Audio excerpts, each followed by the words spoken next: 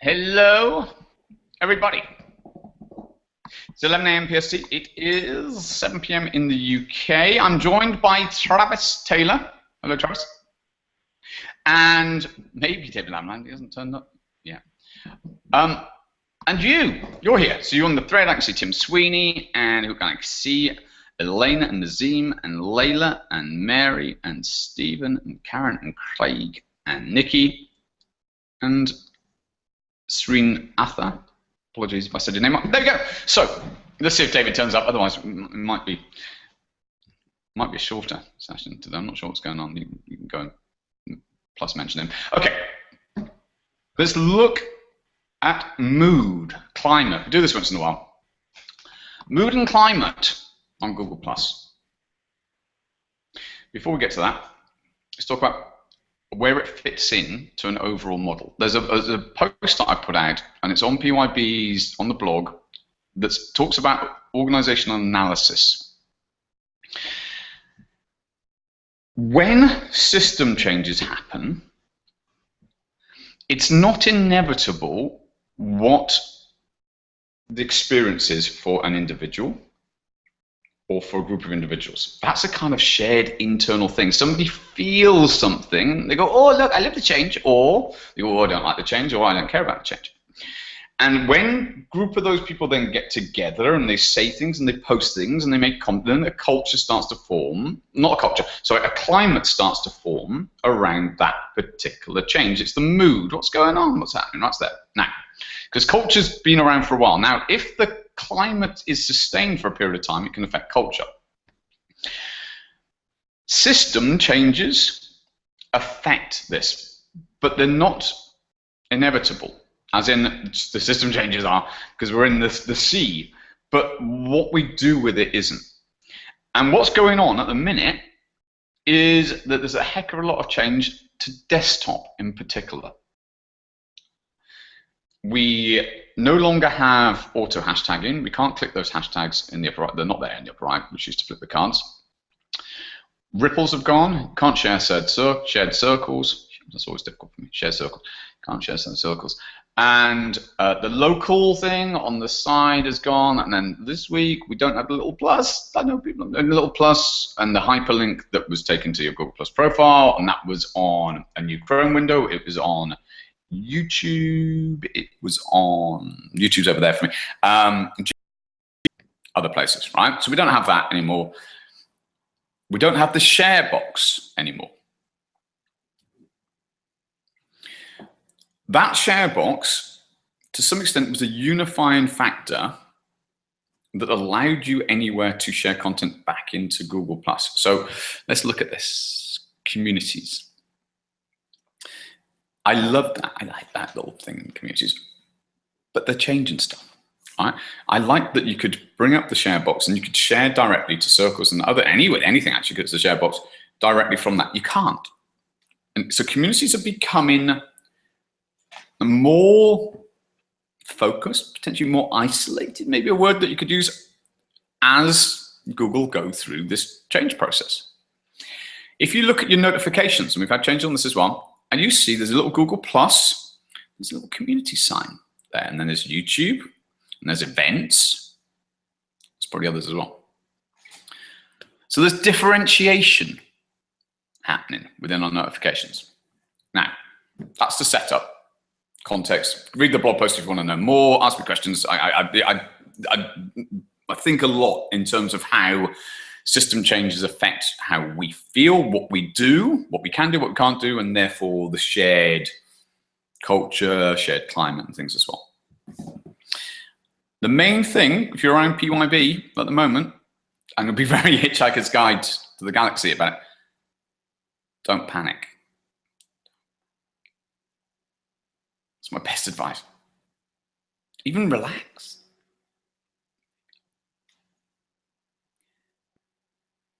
We together, we're connected. We've got Hangouts. We've got the ability, we've kind of done so much work. And that's okay. Whether stuff happens or not, almost it's like it's out of your control. What matters is where you're going. So if you're going towards becoming an authority, for instance, who you're connected with and the relationships basically you have with those connections. And there's probably more to it. But that's pretty much as a bundle is you and whoever you're connected with and the conversations that you're having. At this current time, the value of conversations in communities, I would say, is very, very high. And I would say that a lot of conversations are happening in private communities, much more than the public communities, because private communities, you know who is there. Let me go a little bit deeper on this. You're going to get a bit of an education session today on this. This is coming up because I put an old post 2 years ago. I put a post out on Google Plus posts, on Google Hangouts, on what is Google Plus, all of these things. And on some of those posts, there were, I don't know, maybe 150, let's say, comments, maybe 50, maybe or something. But there's lots of comments. When you understand the system, you understand what potential influence an action can have when somebody receives information. For instance, a notification. And what I would say is at the moment, a lot of conversations, a lot of notifications are probably coming to people via private community messages from private events and private things. You won't necessarily see everyone's view, everyone's opinions in the stream. But there's still that. So being open about it, I'm still not posting publicly on my profile. But I'm very active in the communities. I'm very active in the paid private communities, which got there. And I'm also around. We've got here, this event, we've got the main community. But I know that I sense that we've got more big changes to come. And this is an opportunity to review where you're going and what you're doing and who you're connected with and where do you want to be in 3 years' time. And I really think that that's my best advice is take a step back and look at Google Plus and all of the things. When I say Google Plus, I'm talking Hangouts, I'm talking search, I'm talking YouTube, even though YouTube we talk about it as a separate platform, but I am because it's so connected. But look at where your presence is. Look at where you spend your time, who you give attention to, where you give it. This is a good review point right now. Because I don't think it's just me. And if David was here, he says not that there's this big changes. Let's go back to where I started. Look at what's changed in the last however long. And that's largely desktop stuff. Right? And we know mobile. Look at the I.O. last week. Mobile and VR and home. Those are the main things. We didn't get a desktop mention. Chrome got a passing kind of mention, and that's there, and Chromecast as well. So if you're on a desktop, and we love this experience, this is awesome. But many more people are using social on mobile, so we have to be aware of that and maybe adjust our behaviors towards that. Last bit, before we can talk to Travis, is, I will say that, don't I? Is be aware which conversations you get involved in and what you can change. Because I think we've got a lot of change to come. So, blog creation, content creation, being you getting out there and being super, super, super awesome, connecting with people, that's not going to go away, whatever happens. To do more of that. And only concern yourself with the stuff that can really matter. Doesn't mean you don't talk about it, but this is just a phase that we're going through right now. And I don't think we're out. Right, and coming to the event thread. What will be the highlights from today's show? Srinath, it's going to be on the edge, I think, on that one, answering your question there. I don't know what highlights we're going to have. Maybe Travis is going to have some highlights.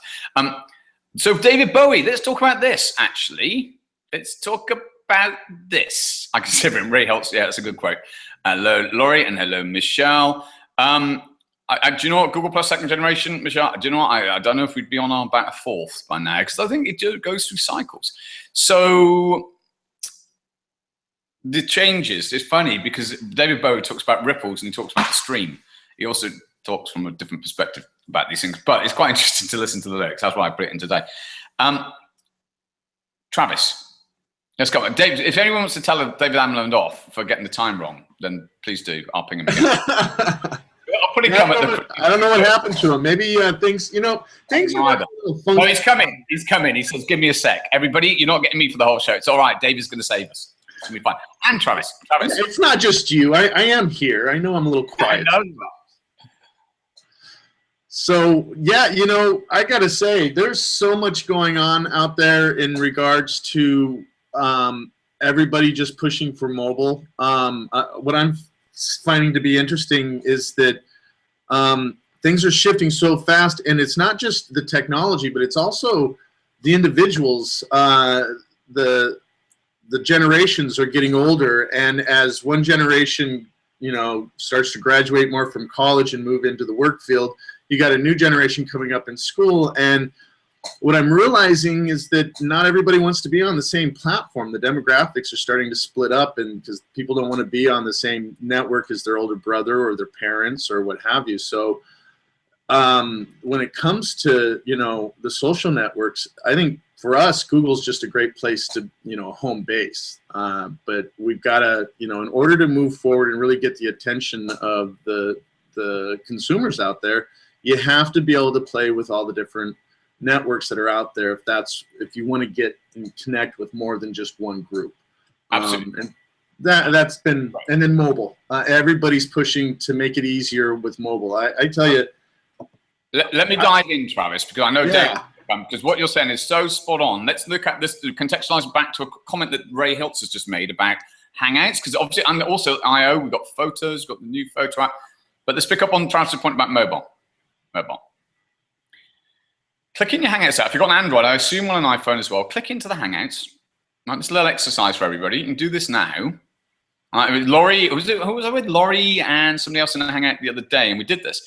And you click in, and let's say I've got David Amerland, and he says, I'll be there in a sec, okay? So I click in it on his face. Wait. If it's connected. I click on the face, and we've got Dave. This is the Hangouts app, okay? And then I scroll, and I see that I've got him in circles, and I won't show his email address, but it shows his email address, and then it shows the conversations, and it shows the people in common. I can click into one of those conversations, and it moves me into Gmail, as it happens. And then it scrolls down, and it's got Google Plus posts, and it shows his Google Plus. This is all in the Hangouts app. And then it scrolls down a little bit further, and it shows his links. So it comes from Google Plus. And then it shows his About section, all in his little Hangout app. And then he talks about semantic search. He talks about everything. He talks about his books. Then it's got his tagline and his employment, all from Google Plus. His places, currently living in, previously lived in. How many places, Amerland, have you lived in? Anyway, so huge list. That's in the Hangouts already on an Android device. I don't know if it is on an iPhone. And this is why it's always interesting, as you know, my view on this is that it's a different ecosystems, different thing. Google Plus is kind of the place the data is coming from in order for that to happen. It's the place where the circles are organized and stored in the background. That data gets pulled into contacts as well, but not the same thing. The map's changing. We need to change the map. The territory's changing, actually. We need to change the map. That's a better way of putting it. So, Ray, I think that we'll see. We'll see. But it's us lot. We're connected. It's kind of the relationships have been built. So we've done this for years now. Things change, and we kind of had this little, and I was a post, The Psychology of Adapting to Change. I put it on martinshimson.com ages ago and went through the process of what happens in mind when they change the platform. And as a video creator, myself and Ronnie, we cry sometimes, tears together for hours in Hangouts, and tears. Not exactly, but almost. But because the videos are out of date, so you go, oh, and you go through it. And it's how it is. This is fast-moving tech. It's Google. They're going to change stuff.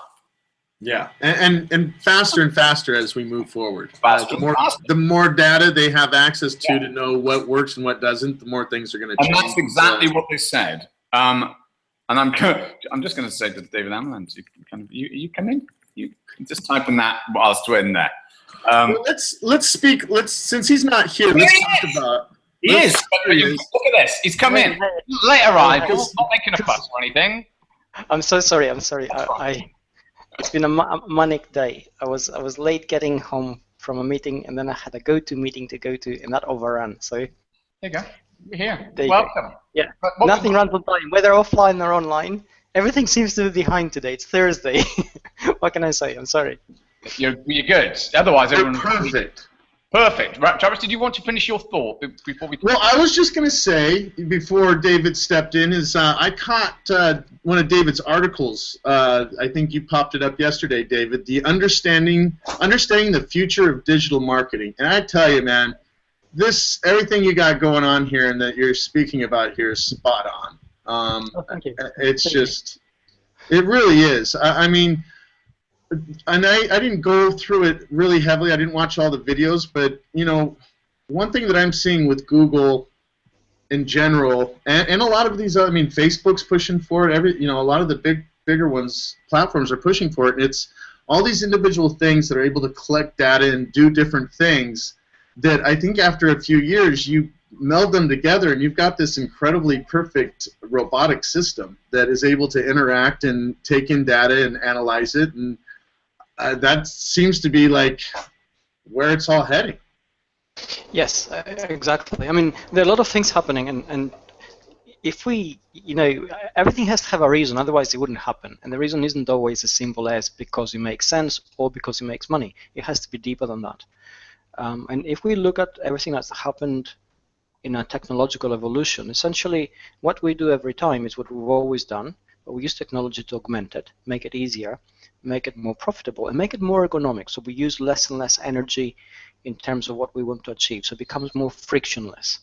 And although this is a process that has a lot of starts and stops, and we'll go 2 steps forward, one step back, historically the direction is relentless. And if we look at everything that's happening now in that direction, it makes perfect sense. Essentially, everything we do in terms of connections, connectivity, technology, how we use these things, they have to work at us at an intuitive, frictionless level. You don't want to have to, and to give an example on this, if we remember the first phones that had a camera because phone manufacturers wanted to sell something extra, in order to use that camera, sometimes you had to go through 13 steps to actually bring it up and take a grainy picture. And now we bring out a phone, and the moment you flick it, the camera is on. And you take a 15 megapixel image, and then you share it with everybody if you want to. Now that kind of approach, the kind of frictionless connection is what's driving everything. And it makes sense at the point where it actually creates a utility.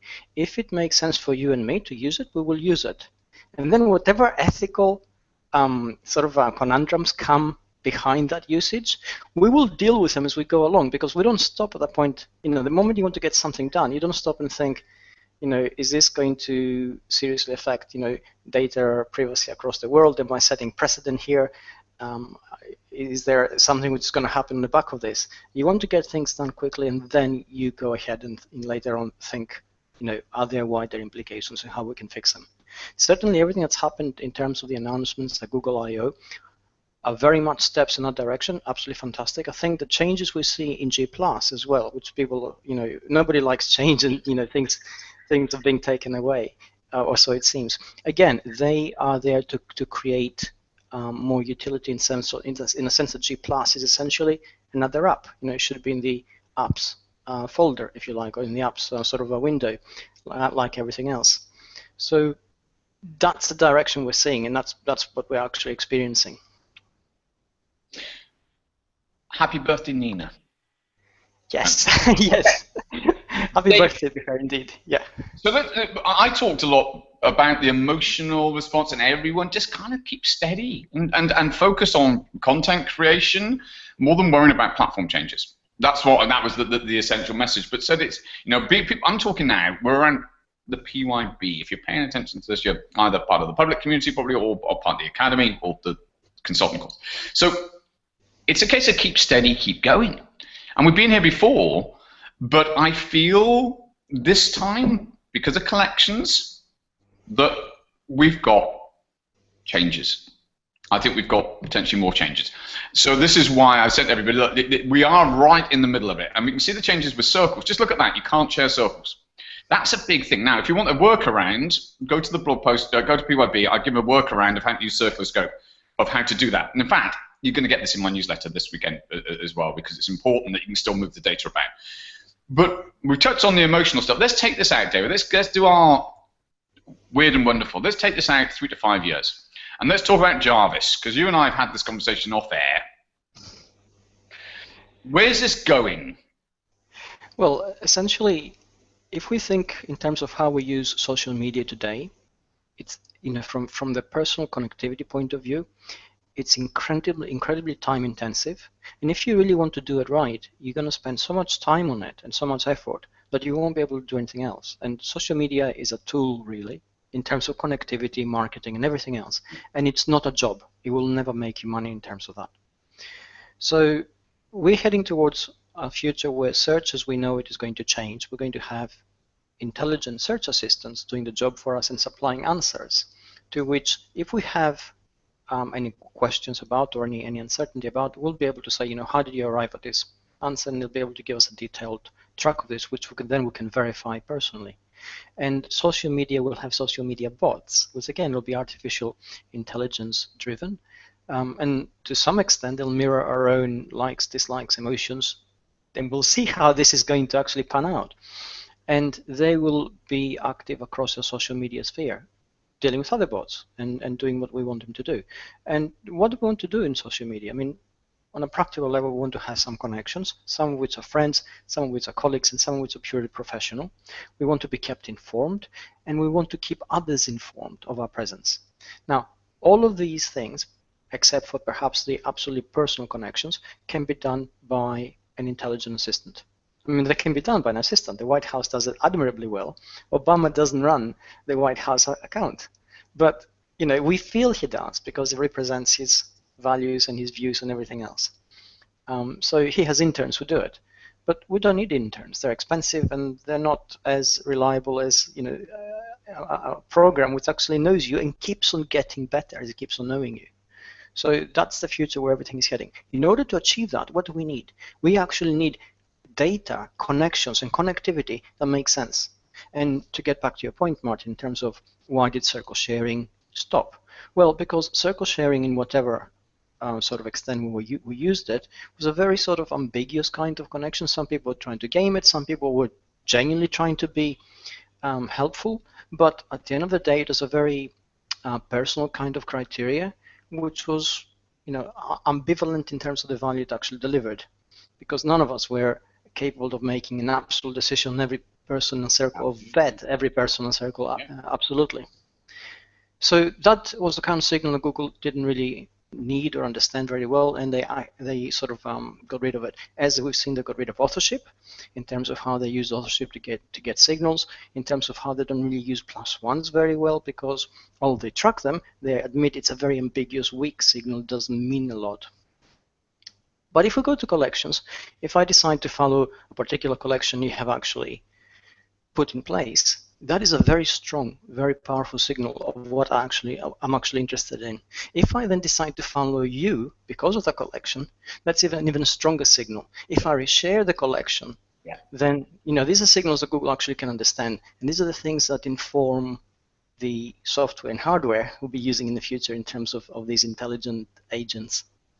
And adding an extra one in, the notifications bell, just so that people realize it's on there, because I only spotted it, I can't remember, last week. It's like, oh, so now specific niche, not with a circle. You don't have to do the opt-in. I mean, I still think it's very worthwhile asking for the opt-in, but people can opt into a particular collection to receive notifications.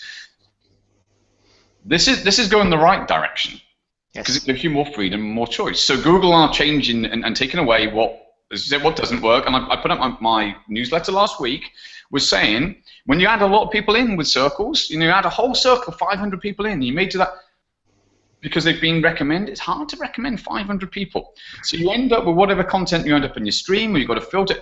So things are changing. With Plus Your Business, we do our best, and do you know what? We do our best to stay right at the front of stuff. And the reason why is by talking with people, David, and watching what Mark Trapp's doing, and talking with Lee, and there's lots going on with it, and building the best map that we can give. And then my actions, when I'm trying to say, look, this is why I'm not doing certain things, this is why, and I'll be transparent on the decisions I make, but it's based on all of these things here and on Twitter and on Facebook and in search. And I'm trying to broaden the map to understand that you will not be able to keep up with the information to know everything. You will not. You have to go and find the bite-sized pieces that you need by having conversations with people. That, if you want to stay in understanding where we're going. For a lot of people, though, you don't need that. What you need is to create the content, build the relationships. Don't worry about the wires under the board. Just walk the boards. And we, are really detailed and granular. David is the best on understanding, but he'll give you the information that he needs you to know for you to take the actions. And I think that's one of the key things to understand. This isn't about understanding every button. It's about how to utilize it. And if it's your authority or getting more people to your website or whatever the outcome is that's seeking. Okay, David. Yeah. What else, David Amerland? What else? Well, we're seeing a lot of. At the Google I/O, they announced quite a lot of things.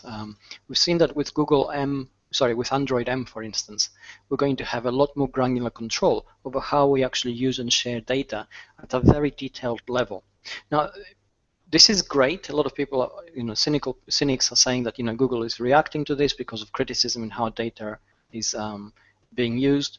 But essentially, Google is way ahead of the game here. They're way ahead of Apple and way ahead of Facebook, who are wouldn't care less about what kind of control you have over your data as long as they have it. And they're certainly way ahead of Amazon, who these are three big companies collecting data at the moment. Now, the reason Google are giving that kind of control is essentially because they want to make sure that when you actually decide to do something, there's a clear signal, clear intent, and greater transparency. If you're opting into something, that clarifies a great many things, which means that then the signals you generate are better, the services which you receive are better, and the products which are created on top of those services, because let's be transparent about this, Google actually uses that data to create products, which then monetizes. Those products are going to have a much clearer clarity in terms of their purpose and their intent. There we go. That's it. So keep calm, keep steady, keep going, keep following David Amerland, of course. Travis is really getting into the virtual reality space and looking at the video production. We're talking about that. We're gonna keep on keeping on. That's what we're gonna do. And we're here, and I can see, thanks to Dustin and to Laurie and to Stephen saying bite-sized piece is an important note in order not to feel overwhelmed. I think Sheila Hensley yesterday said that sometimes being around PYB is like drinking from 10 fire hoses. She said me, actually. She didn't say thanks much, yeah. So, yes, and we're working on that. We'll create some more content. Sales plug at the end. The Academy. I want to connect with people. I've been hanging out. Brian Pope. Circle up Brian Pope. Plug him on the thing. Hanging out with him this morning. He's a new member. Been hanging out with them. I want the connections. I want to help. And we've got news. I can't tell you that yet. News coming next week on some stuff. So we're still moving forward. We're still really just tightening things up around Plus Your Business as the main community, and then the inner circle being the academy. So I'm here. Please get in touch if you'd like to talk further. Thank you so much to David, and thanks as always to Travis. And let's keep on keeping on, everybody. Take care. See you all soon. Bye-bye. Take care.